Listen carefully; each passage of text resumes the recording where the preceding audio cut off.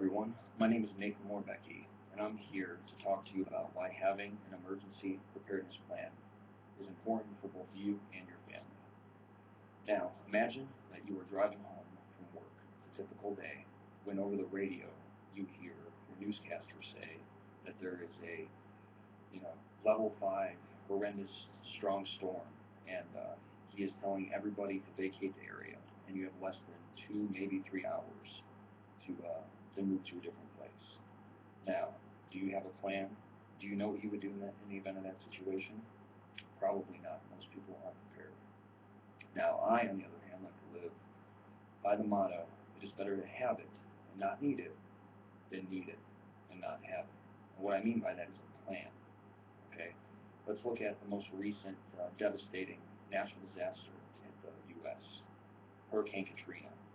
Now, the people that had a plan for Hurricane Katrina got the news of the imminent danger of the storm. They referred to their list of the most important things that they need. They packed up their car, food and water, clothing, family pictures, tax records, medical records, all the things that are important that they can't do without.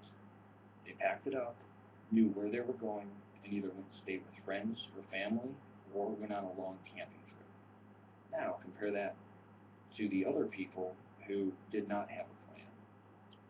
They were at the mercy of Mother Nature and also at the mercy of the federal government or the state government. So they likely lost everything that mattered to them. Their family pictures, albums, tax records, all the things I mentioned before were gone because they neglected to have a plan in the event of a catastrophe such as a natural disaster. So, how can we avoid this? A great place to go is ready.gov. It's a great website. It has an excellent checklist for things to help you to remember, things to pack, such as documents or pictures, also with clothing, food, water, and then most importantly, where are you going to go in the event of a disaster to your area? Are you going to go to friends, family, go stay at a hotel in the next state? Just having these things laid out for you will save you so much stress because when something does happen and it puts you in that stressful mindset, it's hard to, on the fly, come up with all the things that matter to you. When you're stressed out, you're not thinking clearly, you're running around, and you're going to either forget something or have regrets.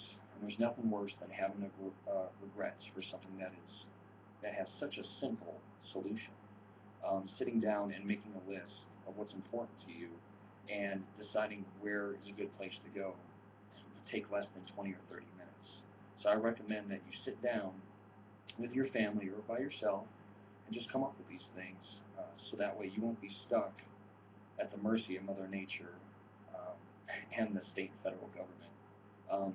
The people who ended up not having a plan during Hurricane Katrina ended up having to stay at the Superdome for weeks, and it took FEMA weeks to get food, water, and supplies to those people. So those people didn't have plumbing, running water, and had very little food and drinkable water.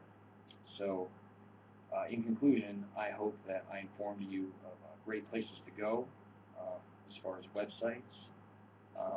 Again, ready.gov and FEMA.org.